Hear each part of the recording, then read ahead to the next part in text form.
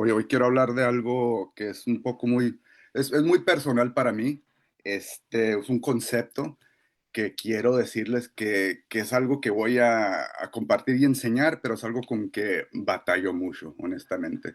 Yo creo que es importante para todos nosotros ser honestos y muchas de las veces cuando yo veo a las predicaciones, me impresiono mucho con el pastor porque parece como que sabe mucho y está practicando todo lo que está enseñando, pero la realidad es que todos somos iguales y todos estamos batallando inmensamente para mantener nuestra fe. Entonces empezamos. Cuando Jesús había resucitado, no sé si se acuerdan, hubo una ocasión cuando los discípulos Pedro y Juan iban entrando a un templo y había un hombre discapacitado que les pidió ayuda, les pidió dinero. Y Pedro le dijo, oro y plata no tengo, pero lo que tengo te doy en abundancia. Y a lo que se refería Pedro en parte es la paz de Dios, la paz que sobrepasa todo entendimiento. ¿Tienes paz tú en tu vida? ¿Has considerado qué quiere decir tener paz? Cuando Pedro le dijo que no tenía oro al discapacitado, parte de mí se decepciona porque hubiera estado bien chido que Pedro y Juan le hubieran dado suficiente oro para que pudiera comprarse un terreno y vivir en paz, o algo así, ¿verdad? Pero ni Pedro ni Juan tenían eso. Lo que sí tenían era paz y sabían con toda certeza que la paz de Dios es mejor que el oro y la plata o todas las joyas o dinero que puedan existir. Pero igual mi corazón se decepciona cuando Pedro no le da oro y plata porque mi corazón desea tener dinero. Y ni para ser rico, simplemente para no sufrir tanto. He pasado mucho tiempo fantaseando sobre cómo sería mi vida si tuviera suficiente dinero. Y me pregunto si tú has hecho lo mismo. Nuestro corazón desea vivir con una falta de sufrimiento y con una abundancia de placer, pero eso no satisface. En cambio, ¿has considerado qué quiere decir vivir con paz? Vivir sin miedo, con gozo. Pedro y Juan comprueban que la paz de Dios es mejor que cualquier otra cosa, en el hecho de que renunciaron a sus vidas cómodas para seguir a Jesús. Y algo que les resultó en asesinato a todos los discípulos de Jesús, menos a Juan. Entonces ellos sabían que había algo bueno ahí. De acuerdo con Pablo en la Biblia, él tuvo paz mientras estaba encarcelado y dijo que aprendió a tener gozo en cualquier situación. Entonces la paz podemos ver que es algo que viene directamente de Dios, pero que también tenemos que aprender a recibir. Y podemos ver que la paz de Dios no tiene nada que ver con tu condición o con tu posición en la vida, o tu nivel de riqueza o belleza o inteligencia. La paz divina y auténtica es un estado de ser, es una condición espiritual y emocional, es un estilo de vida y es el producto de una relación con Dios. Y es algo que podemos experimentar en cualquier lugar, a cualquier hora, en toda situación. Dios está presente en todos lados, pero es necesario conocer a Dios para recibir la transformación de carácter, para poseer las cualidades que nos mantienen conectados a Dios.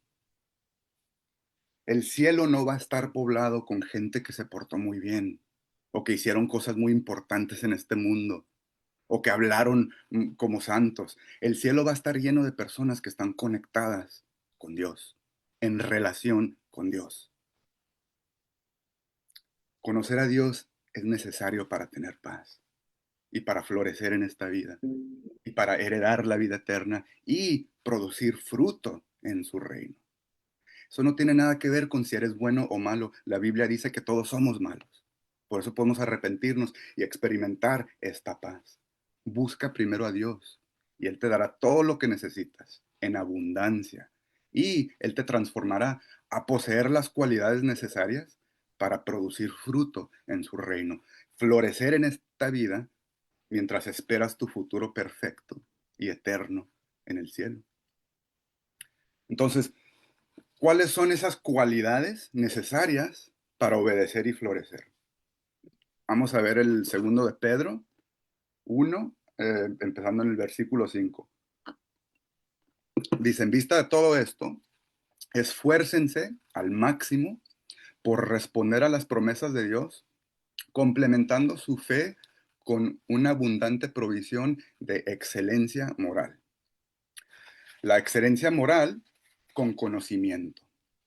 El conocimiento con control propio. Y el control propio con perseverancia. La perseverancia con sumisión a Dios. La sumisión a Dios con afecto fraternal. Y el afecto fraternal con amor por todos. Esas son las cualidades que necesitamos tener y poseer para producir fruto en el reino de Dios y mantenernos conectados a Dios. Y Dios te está dando las fuerzas para correr tu carrera espiritual. Pero empezamos como bebés y eso está bien, tenemos que crecer. Pablo nos dice también que tenemos que parar de tomar leche espiritual como bebés y madurar a comer comida sólida. Entonces no es bueno quedarnos atascados. Entonces empezamos con la fe. La fe es como los primeros pasos de un bebé. La excelencia moral es el aprender a obedecer y el hacerlo. Luego el conocimiento es entender por qué estamos haciendo lo que hacemos. Es conocer a Dios más profundamente. Es conocer sobre su pueblo y la historia de este mundo. Es conocer el Espíritu de Dios, lo que Él valora y lo que Él ha hecho y está haciendo. Es conocerte a ti mismo y conocer la vida espiritual, cuál existe alrededor de ti. Es saber cómo caminar con Dios. El control propio es la excelencia moral y el conocimiento en práctica, permitiéndote controlar tus impulsos, sabiendo cómo decirle no a lo que no es bueno, aunque se sienta bien rico. El control propio es la disciplina diaria de vivir con rectitud e integridad. Es la disciplina de cumplir con lo básico que nos pidió Dios y la consistencia del buen carácter.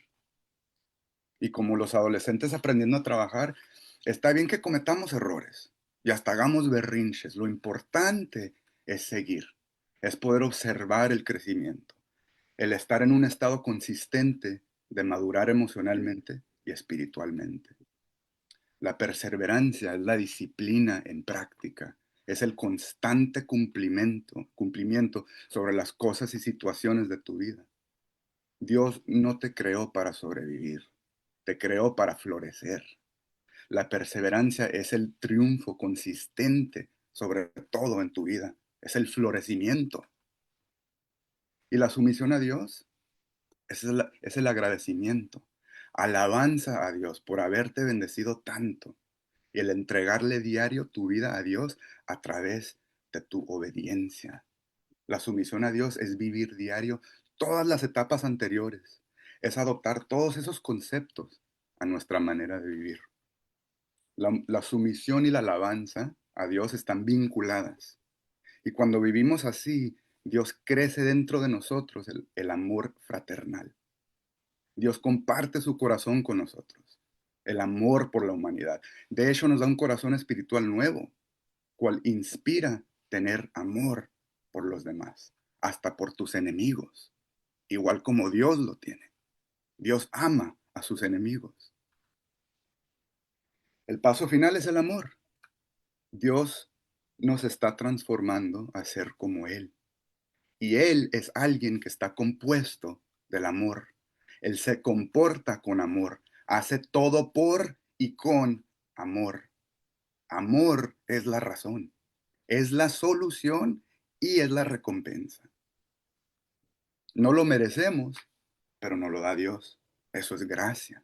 Y su gracia es amor. Tiempo atrás compartí un poco sobre las dos primeras cualidades, la fe y la excelencia moral. Aprendimos que la fe es la parte que nosotros aportamos. Lo demás lo hace Dios. Él creó, Él invitó, Él solucionó, Él salvó, Él mantiene, Él gobierna y Él está eternamente y estará bajo control de todo, incluyendo tu vida. Por eso siempre te va a ir mal. mientras no le entregues tu vida a Jesús, porque Él está encargado de ti. Puede ver todo lo que haces, puede oír todo lo que piensas. Si lo desobedeces, te va a ir mal. Es así de simple. Ahora, si lo obedeces, te regala todo el mundo entero y más. Pero obedecer a Dios tiene muchas implicaciones. No es nada fácil. La mayoría de nosotros estamos confundidos sobre cómo hacerlo o llenos de culpa por no poder hacerlo. La primera cosa que tenemos que recordar una y otra vez todos los días es que Dios nos perdona. A quien se arrepiente, Dios perdona de cualquier cosa. Y a quien se arrepiente se les da paz y florecimiento en esta vida.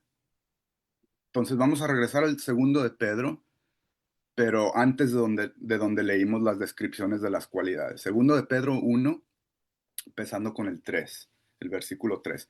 Mediante su divino poder, Dios nos ha dado todo lo que necesitamos para llevar una vida de rectitud. Todo esto lo recibimos al llegar a conocer a aquel que nos llamó por medio de su maravillosa gloria y excelencia.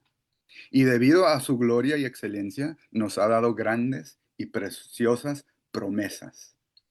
Esas promesas hacen posible que ustedes participen de la naturaleza divina y escapen de la corrupción del mundo, causada por los deseos humanos. Eso es básicamente una descripción de todo lo que realmente deseamos, por lo que realmente anhela nuestro corazón: la paz, el bienestar, el florecimiento, la alegría, el gozar.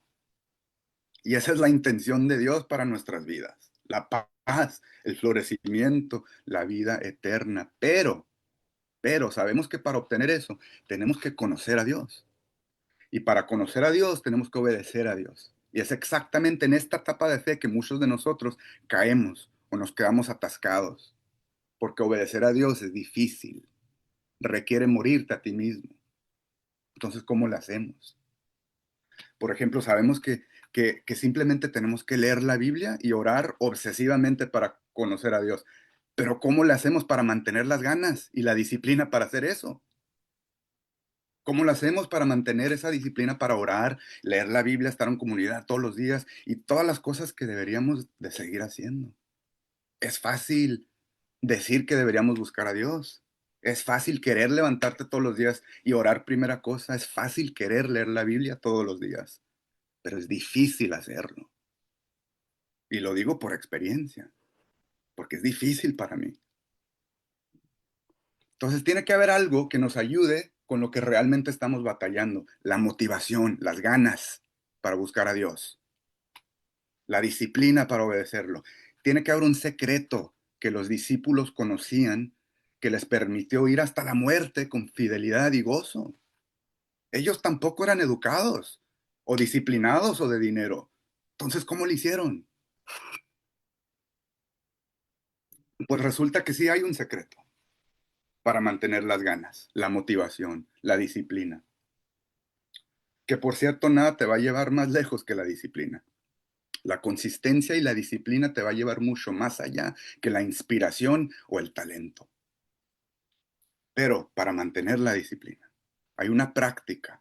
Y es algo inesperado, pero es algo que ya conoces, muy íntimo. Es una práctica que es la fundación y el resistol que mantiene todo junto y consistente. Y esa práctica es la alabanza.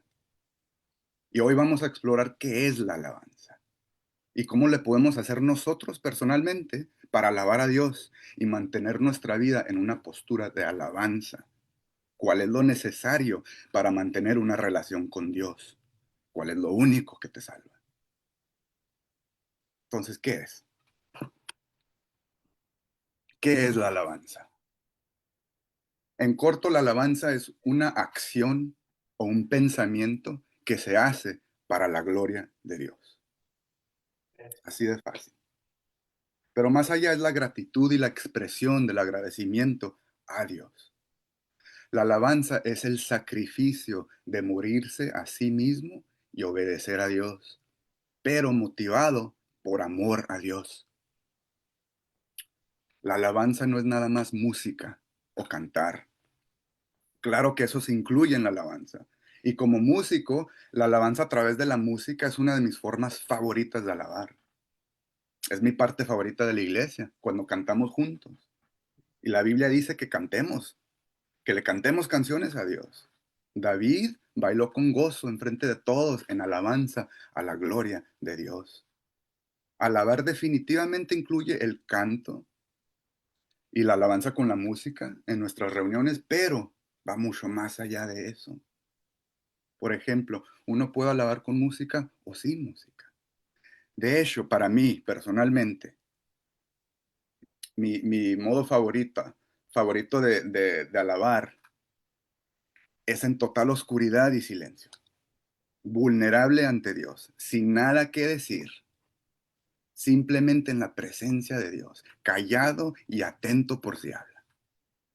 Y hay tiempos donde alabo a Dios a través de mis palabras de adoración. Entonces la alabanza incluye la oración, incluye también cosas simples como comer, incluye estar solo o con otra gente, ir a la iglesia, ir a trabajar, cumplir con tu hacer del día, disfrutar tiempo con tus amigos, estudiar, esperar, aguantar, todo, absolutamente todo lo que haces puede ser alabanza, pero todo depende del estado de tu corazón, depende de cuánto puedas ver la realidad de tu situación y del mundo, de cuánto puedas ver el contraste de tu estado degradado en comparación con la perfección de Dios. El contraste entre tu pecado, tu falta de solucionarlo y la salvación y libertad que te ofrece Dios. Cuando realmente vemos quién es Dios, cómo se ha portado, cómo nos trata, nos enamoramos. Tenemos que buscarlo. Nuestro corazón está buscando la llave para abrir la puerta a la felicidad y el florecimiento. Y Jesús es esa llave. Entonces, para ser más exacto, la alabanza es la completa y total obsesión con algo. Es la adicción a algo. Dios nos creó con un mecanismo dentro de nosotros que tiene que alabar para estar satisfecho, tiene que estar obsesionado para estar satisfecho. Y si no estamos satisfechos, estamos inquietos, infelices, asustados, tristes, enojados. Irónicamente, cuando vives en pecado, también sientes todo eso y peor. Cuando alabamos a lo equivocado, nuestro corazón no queda satisfecho, queda adicto y quebrantado. Dios es lo que deberíamos de alabar. Dios debería de ser nuestra adicción. Él debería de ser nuestra obsesión. Y en cuando lo sea, Dios va a hacer milagros en tu vida. Te va a dar victoria en tus batallas. Te va a dar prosperidad, paz y un propósito. Los que no alaban a Dios sufren consecuencias graves, cuales culminan en la muerte espiritual. En otras palabras, la separación de Dios. Hemos alabado lo equivocado y lo tenemos que admitir. Tenemos que admitir que ha destruido nuestra vida y nos ha quebrado el corazón en mil pedazos. Es largo y difícil el camino para sanar, pero no hay por qué temer, porque Dios mismo lo soluciona. Dios agarra todos esos pedacitos de corazón y los forma en un corazón nuevo. Pero tenemos que aprender la diferencia entre lo que nuestro corazón humano y nuestra carne desea y lo que nuestro corazón espiritual desea. Todos somos como dos personas por dentro, dos personas en contra de uno al otro. Uno es malo y uno es bueno. Y tenemos que aprender a diferenciar. Por ejemplo, aquí les va un ejemplo. Los mexicanos somos nosotros bien mujeriegos. Es parte de nuestra cultura. Es parte de nuestros deseos. Posiblemente el deseo más grande que tenemos. Pero, ¿sabías que los hombres realmente no son promiscuos? Lo han comprobado. Cual quiere decir que hasta cierta altura estamos fingiendo. Hay tanta presión cultural para ser promiscuos que obedecemos las reglas culturales para no quedar mal, pero estamos fingiendo. Ahora, no estoy diciendo que no sentimos las ganas del sexo, de ser promiscuos. Ya aclaramos que es posiblemente nuestro deseo más grande. Lo que estoy diciendo es que nos hemos confundido. Nuestros sentimientos y deseos están torcidos porque hemos alabado al sexo, hemos alabado cosas equivocadas y nos ha hecho pensar que deseamos la promiscuidad, cuando realmente lo que deseamos es la conexión. La verdad es que lo malo que deseamos no satisface, destruye. Piénsalo bien, eso no es deseo, eso es engaño.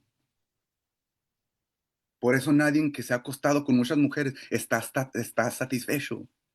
Salomón tuvo 1000 mujeres y nos dijo que no estuvo satisfecho. ¿Qué tan pendejos tenemos que ser para no creerle? Hicieron un estudio muy exhaustivo sobre la promiscuidad y encontraron que la promiscuidad, el ser infiel, es un trastorno mental. Le llaman, clínicamente le llaman inmadurez extrema.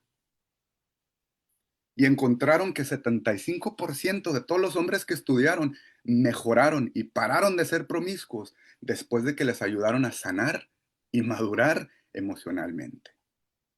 Ahora, imagínate qué va a pasar contigo cuando Dios te sane espiritualmente.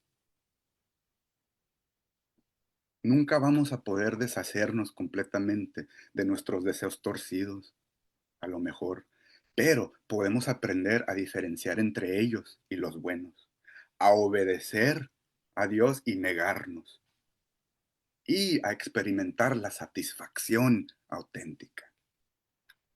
No sé tú, pero lo que yo estoy buscando en realidad es la satisfacción. Esa satisfacción auténtica viene de estar conectados y de pertenecer. No viene de portarse bien. El portarse bien es una consecuencia de la transformación que te da Dios dentro de una relación con Él. Con Dios es con quien deberíamos de tener nuestra más grande conexión. Y a Dios es a quien le pertenecemos. No necesitamos nada. Podemos estar quietos. Los hombres que estudiaron en ese estudio de promiscuidad, todos cuales eran hombres promiscuos, que se acostaban con muchas mujeres,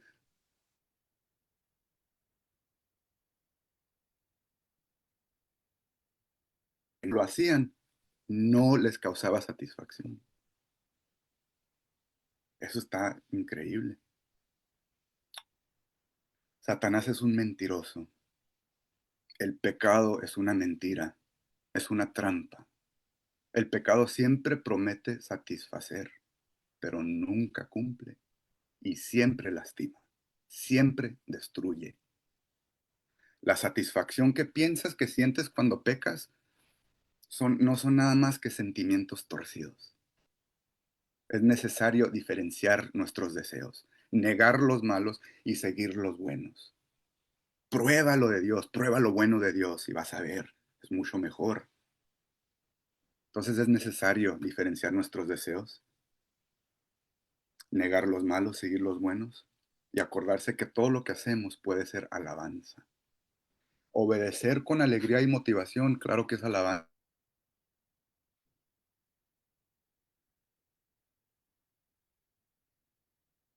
Todos esos hombres del estudio de promiscuidad dieron luz a algo muy importante cuando admitieron que no eran felices. Dieron luz al hecho de que ser conocido y pertenecer es lo que necesitamos, es lo que deseamos, es lo que estamos buscando.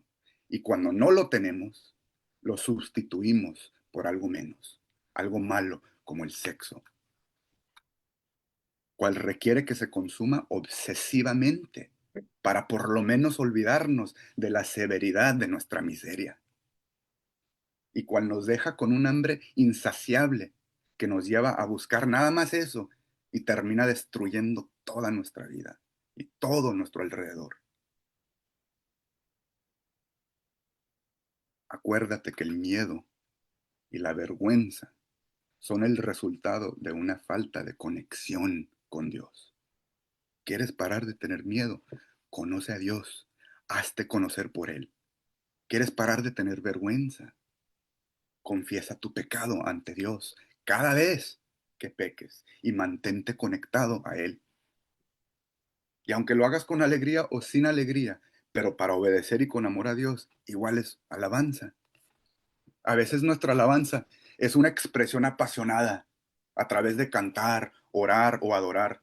A veces nuestra alabanza son acciones que no queremos hacer. Son decisiones que no queremos tomar, que nos cuesta, que nos cala, que nos agüita, que hasta nos da rabia, pero que lo hacemos para negarnos y para obedecer a Dios. La alabanza puede existir junto con el duelo de negarnos a nosotros mismos y perder lo que pensábamos que queríamos. Lo importante es que seamos auténticos en nuestra búsqueda por Dios. Dios promete que si lo buscas, lo encontrarás. Buscarlo es alabanza. Obedecerlo sin ganas es alabanza. Obedecerlo con ganas, con gozo, es alabanza. Admirarlo y expresarlo es alabanza. Cantar es alabanza. Todo lo que hacemos puede ser alabanza si tu corazón lo hace dándole gloria, admiración u obediencia a Dios. Entonces la alabanza es todo lo que haces, si lo haces con amor a Dios. Pero ¿cómo lo hacemos? Pues ¿cómo lo hacemos? ¿Qué podemos hacer para poner nuestro corazón ante Dios? En corto, lo hacemos a través de estar conectados con Dios. ¿Y qué alimenta la conexión? La obsesión. Entonces la alabanza es obsesión. Piensa en tu pecado, por ejemplo conmigo, el sexo o drogas. ¿Cuánto has sacrificado para conseguirlo? Yo sacrifiqué mucho para conseguir todo eso. ¿Cuánto tiempo has pasado fantaseando y pensando en ello? ¿Cuánto estás dispuesto a gastar que no tienes para conseguirlo? Eso es una obsesión, una mala obsesión, que también se le puede llamar una adicción, pero es exactamente lo que es ser adicto, es obsesión. Estamos obsesionados con nosotros mismos, con nuestro placer. ¿Se acuerdan de la analogía de los indígenas Navajo? Que un abuelo le está contando a su nieto que dentro de él hay dos lobos que siempre están peleando para tener control, uno bueno y uno malo. Y el nieto le preguntó, abuelo, ¿cuál de los dos lobos va a ganar? Y el abuelo le contestó, al que le des de comer, al que le des de comer. No sé si se acuerdan de la historia de Josué, quien asumió el liderazgo después de que se murió Moisés y quien dirige al pueblo israelita a tomar poder y posesión de la tierra prometida.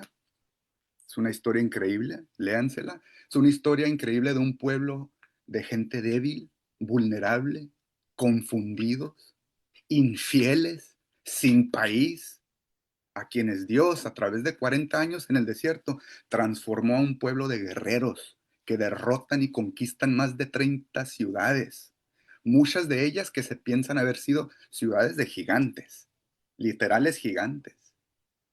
Ciudades como Jericó, no sé si se acuerdan, donde los israelitas tuvieron que marchar alrededor de la ciudad por 7 días, mientras la gente se burlaba. Pero después de esos 7 días, las paredes se desmoronaron y los israelitas entraron y mataron a todo ser vivo en esa ciudad. Mujeres, bebés, todo. Por instrucción de Dios, claro. Y claro que tuvieron que luchar, pero no fue el poder de ellos que derrotó las paredes. No fueron sus planes estratégicos los que les permitió ganar esa batalla. No fue su disciplina la que los preparó para poder conquistar a Jericó y tantas ciudades. Todo eso fue Dios. Y ellos lo sabían. Por 40 años vivieron íntimamente con Dios, aprendiendo y acostumbrándose a ser como Él. Ellos sabían que no tenían el poder para conquistar ciudades fortificadas y llenas de gigantes, pero lo hicieron con sus propias manos. Ellos vieron a Dios con sus propios ojos deshacer las paredes de Jericó. Ellos tuvieron la experiencia de tener una nube, una mendiga nube con llamas, que bajaba del cielo a cuidarlos por noche y se levantaba a dirigirlos por día.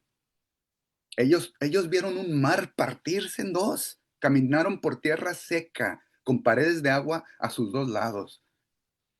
Vieron ese mismo mar destruir el ejército egipcio. Comieron aves que no tuvieron que cazar, que se les paraban enfrente de ellos todos los días, y comida que nevaba del cielo todos los días, que sabía a galletitas con miel. Tomaron agua de un manantial que salía de una piedra que Dios milagrosamente proveyó cuando pensaban que se iban a morir de sed. Ellos sabían con todo su ser que Dios no era como nada más que existe en este mundo, que Él inventó y creó este mundo, que Él es todopoderoso, prepotente, omnipotente, omnipresente, perfecto, pero también amigable y tierno, social, bueno. Por eso Jesús se convirtió en humano, hermanos, para parecerse a nosotros, para relacionarse, permitirnos a relacionarnos más con Él. Entonces los israelitas no tenían duda de quién era Dios. Y eso les causó no nada más creerles a Dios, sino a alabar a Dios, a estar obsesionados con Él. Cuando los israelitas conquistaron a Jericó, hubo un hombre, híjoles, que se quedó con suficiente oro y plata para toda su familia, para toda la vida. ¿Y quién no quisiera llevarse el tesoro de donde conquista, verdad? Y muchas veces, en muchas ocasiones, Dios les dijo que se llevaran todo. Pero en esta ocasión específica, Dios les había dicho que todo el tesoro era sagrado y le pertenecía a él mismo y su templo. Y este hombre, Acán, desobedeció. Lo que pasó después es que Dios castigó al entero pueblo israelita con fracaso en su siguiente batalla, cual los paralizó de miedo. Cuando perdieron, sabían que algo estaba mal, porque Dios mismo los había dirigido a pelear y les había dicho que les iba a dar la victoria. Entonces, cuando José y los ancianos de Israel rasgaron su ropa en señal de aflicción ante Dios, porque perdieron, y Josué le pidió explicación, Dios le revela que alguien había pecado y señaló a Acán, quien confesó y luego fue apedrado por el entero pueblo israelita junto con su familia. Dios les instruyó que los mataran. Pero después de eso, Dios volvió a bendecir a los israelitas y a dar triunfo en sus batallas contra otras ciudades. Hay graves consecuencias cuando desobedecemos a Dios. La consecuencia final, cuando uno no puede hacer caso y no quiere entender, sabemos que es la muerte. Pero es curioso que Dios maldijo al entero pueblo israelita en vez de simplemente castigar a Acán y su familia. ¿Por qué tuvo que castigar a los demás? Yo pienso que eso es reflectivo de la pureza de Dios, de la pureza que requiere de su gente, la pureza en cual Él mismo vive y te está invitando a ti a vivir. Dios quiere que su gente viva en comunidad representándolo y que nos ayudemos unos a los otros a vivir y a mantener una vida sana. Y desde el Nuevo Testamento vemos las consecuencias de los que eran parte de la comunidad de Dios, pero desobedecieron. Mira lo que le pasó a Can. Acuérdate lo que le pasó a Judas. A Judas también le lavaron los pies, pero mira cómo terminó, traidor, asustado, suicidado. Eso no quiere decir que tenemos que mandar a las personas a la fregada, por cierto. Dios es el juez y Él es el que castiga o recompensa. Acuérdense, si alguien se arrepiente, hay gracia. Pero para los que no quieren obedecer hay graves, graves consecuencias. Entonces la pregunta que realmente nos deberíamos de estar haciendo es cómo evitamos ser como Acán y como Judas. Porque Acán era parte de la familia de Dios. Judas era parte de los discípulos de Jesús. ¿Qué les pasó a ellos que les causó pecar tan fuerte? ¿Y por qué los demás no la regaron tan gacho como ellos? La respuesta es un poco abstracta, pero la razón por cual Judas pecó tan gravemente es porque Judas no alababa a Jesús, se alababa a sí mismo. Acán no alababa a Dios, se alababa a sí mismo. Y por eso no pudo ver lo que estaba haciendo Dios. Por eso le importó más su propio bienestar físico. cual le causó descuidar su mantenimiento espiritual. Los israelitas alababan a Dios y su alabanza les permitió ser transformados, cual les dio la motivación para seguir obedeciendo. La obediencia no es forzada, es difícil, es muy difícil, pero no es forzada, es motivada por el amor. Y el amor es motivado por la obsesión, por la adicción. Entonces no es suficiente ver los milagros de Dios o conocer su carácter. Mucha gente vio eso. Judas hasta vivió con Jesús. Tenemos que obsesionarnos con Dios. Y es imposible, honestamente, enfocarte en Dios y no quedarte obsesionado. Es como los bichos viendo la luz. Se quedan en una tranza, ¿verdad? Cuando miras a Dios, realmente te quedas en una tranza espiritual que te ilumina la vida y te deja obsesionado. Tienes que obsesionarte. Y la obsesión, acuérdate, es algo natural para nosotros. Todos sabemos hacerlo. Nadie nos tiene que enseñar.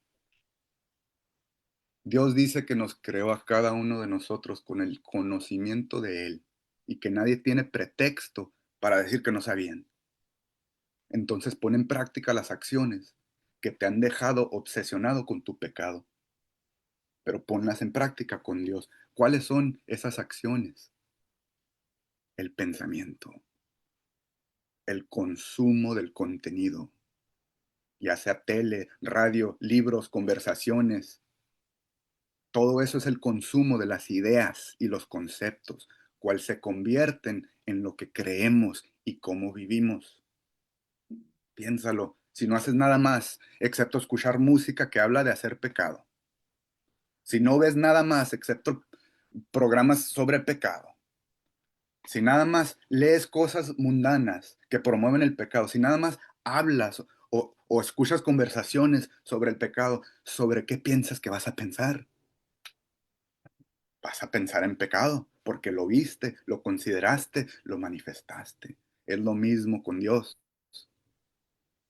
Aprende a amarrarte ese huevo y a decirte que no, y a pagarle esos pensamientos malos, a ignorarlos, a correr de ellos. Aprende a no involucrarte en conversaciones malas. Oblígate a leer y a consumir contenido sobre Dios. Y observa lo que te pasa. Tus pensamientos, tus acciones siempre se parecen al contenido que consumes y sobre lo que piensas. Y sobre lo que piensas, tú tienes control, nadie más. La Biblia nos instruye a enfocar nuestra mente en cosas buenas, lindas, productivas, cosas que dan vida. Y con Dios, el secreto es que Él es tan potente, es tan increíble, que si pasas tiempo realmente observándolo y considerando cómo es, te vas a obsesionar. Claro que no es fácil.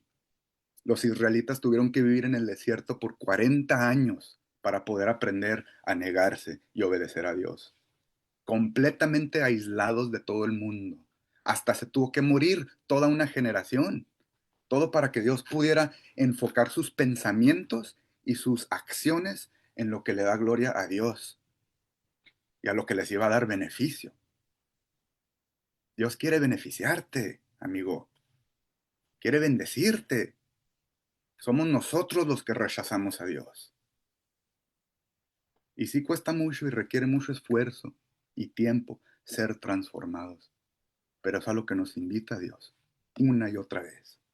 Conocer a Dios es la única manera de tener paz, la única forma de tener florecimiento, vida eterna y satisfacción. Y es totalmente posible si estás dispuesto, si quieres. El poder de Dios es más fuerte que tu pecado. La obsesión a Dios es más potente que la adicción. Es más fuerte que la fama, el poder o el control. Pero tenemos que poner en práctica la obediencia, el morirse a sí mismo, a negarnos. El primer paso es la fe. Primero es la fe. Primero tú cumple. Tenemos que poner en práctica la gratitud y expresarla. Y como tú puedas, Dios no requiere que nadie haga nada impresionante. Requiere autenticidad, que seas auténtico, que no te mientas, que digas la verdad. Requiere gratitud y obediencia. Haz eso, ten fe y obedece. Y Dios te enredará en un ciclo de bendecirte y llenarte de paz y satisfacción.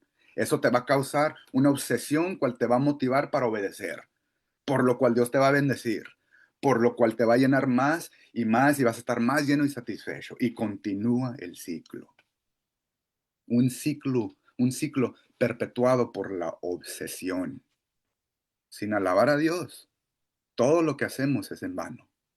Es legalista, es egoísmo, es búsqueda del beneficio propio, es pecado. Con amor a Dios, todo lo que haces es alabanza. David alababa a Dios a voz alta, famosamente, con bailes. Escribió canciones, poemas y se las cantaba a Dios. María, la mamá de Jesús, cuando nació Jesús, y todos estaban asombrados, celebrando, riéndose, gozando. Dice la Biblia que ella guardó todas esas cosas profundamente en su corazón. Se quedó callada, pensando en ellas frecuentemente. Qué linda y auténtica expresión de gratitud y alabanza. De hecho, es mi favorita. Ella tenía tanto agradecimiento que ni podía hablar. Pero la de David también, qué expresión tan alegre e irresistible. Dos expresiones de alabanza, una extremadamente extrovertida y la otra extremadamente introvertida en su expresión. Pero las dos fueron expresiones auténticas de alabanza. Sea auténtico y alaba a Dios. No tienes que ser como nadie más. Simplemente tienes que ser auténtico. Los que no son auténticos y los que busquen satisfacerse con el pecado sufrirán graves consecuencias. La peor siendo eterna separación de Dios. Eso es el infierno. En cambio, los que son auténticos, los que tienen los cojones para decir la verdad, los que confiesan y se arrepientan y obedecen a Dios, van a ser premiados con Dios mismo. Con Dios mismos. Ahora, claro que la bendición de Dios incluye la paz, su protección, su provisión, prosperidad, transformación, un propósito. Pero acuérdate que eso es secundario.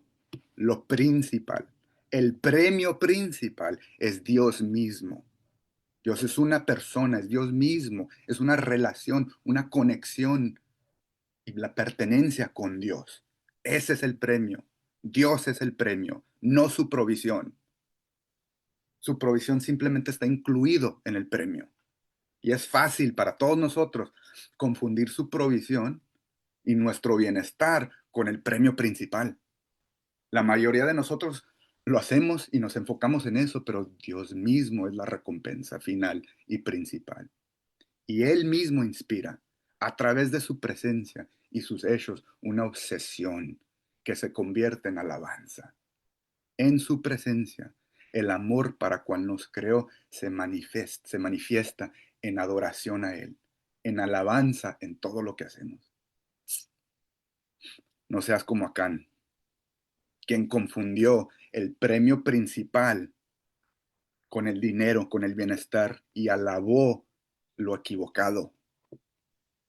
La historia de Josué, el libro de Josué no es una historia de conquista, es una historia de alabanza, es una historia de un pueblo débil, quien fueron dirigidos por Dios para destruir ciudades fortalecidas y llenas de gigantes, cosa que era imposible para ellos, pero lo hicieron por obediencia, cual requirió mucha fe, de cual tenían mucha, porque conocían a Dios y lo alababan. Dios promete darte todo, todo, todo lo que necesitas y más, si lo buscas a Él primero. Todo lo demás es secundario. Busca a Dios y lo encontrarás. Y te dará lo demás. Así de simple, como si nada. Dios es lo principal. Tu relación con Él. El tiempo que pasas con Él. No seas como Judas y como Acán. Mantente en un estado de alabanza. Da las gracias por todo. Confiesa tu pecado diario, arrepiéntete constantemente, niégate y obedece a Dios.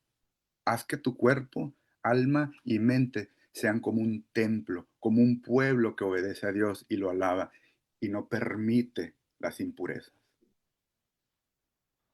Entonces, para terminar, cuando Josué es visitado en el libro de Josué por el comandante del ejército de Dios, un ángel que viene a hablarle, el ángel le dice, quítate los guaraches porque estás pisando tierra sagrada. ¿Dónde más hemos oído eso? Cuando Dios le habló a Moisés a través de un arbusto en llamas. ¿Se acuerdan que Dios le dijo, quítate los guaraches, Moisés, porque estás en tierra sagrada? Vemos que Dios estaba iniciando a Josué y a Moisés una relación muy profunda con él. Y el punto de esas dos historias no son que ellos eran líderes y que Dios les habló a ellos. El punto es que Dios hace lo mismo con nosotros. Él está iniciando una relación profunda con Él y te está dando acceso a Él sin límites. Igual como Dios no permitió que Acán o Judas pertenecieran en su pueblo y los sacó para mantener la pureza, Dios no permite que vivamos en pecado. Requiere nuestra pureza, pero la provee. Nosotros simplemente la recibimos y obedecemos. Tenemos que expresar nuestra fe a través de obediencia y permitir que Dios transforme nuestra vida. Es un proceso largo y difícil que requiere mucha intención, muchas ganas, mucha motivación y mucha disciplina. Entonces, ¿cómo? Siendo pecadores, siendo tan débiles, malas personas, ¿cómo vamos a poder mantener todo eso? Con la obsesión, con la adicción. La obsesión nos va a dar la motivación para obedecer. Y naturalmente se va a convertir en amor fraternal, en amor a Dios, en una vida llena de paz, transformación, abundancia y victoria sobre tus batallas personales, fruto espiritual, satisfacción y un futuro eterno. Entonces, ¿qué es la alabanza? Es la total obsesión. Donde enfocas tu tiempo y tus pensamientos se convertirá en quién eres. Fuimos creados para alabar. Por eso alabamos el sexo, las drogas, el poder, el dinero. Tenemos que alabar algo. Estamos diseñados para eso. Estamos diseñados para estar obsesionados. Pero como Acán y Judas, hemos creído las mentiras de nuestro pecado y del enemigo, que el premio principal se encuentra aquí, en el placer, en el poder, en el control. Es una mentira. Y nada más tenemos que ver lo que le pasó a Judas y a Acán para ver los resultados de creer esa mentira. No estés confundido.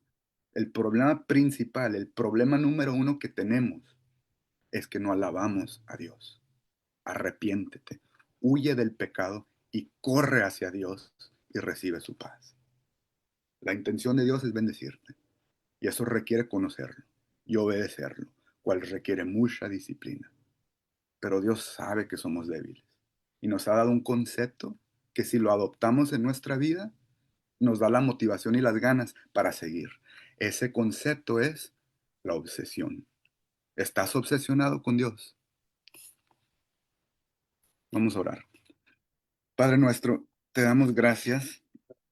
Otra vez no podemos parar de darte gracias y tenemos una lista infinita por qué darte gracias, pero te damos las gracias, Padre, y te pedimos que nos ayudes a confesar, que nos abras los ojos y los oídos, que nos des esa motivación, esas ganas, que nos permitas verte y ver lo que has hecho. Por favor, perdónanos, sácanos de nuestro pecado, sácanos suficiente lejos para poder verte a ti y para poder obsesionarnos contigo. Padre, ayúdanos a obsesionarnos contigo. Te amamos, te lo pedimos, a través de tu Espíritu, en el nombre de tu Hijo Jesús, Padre. Amén.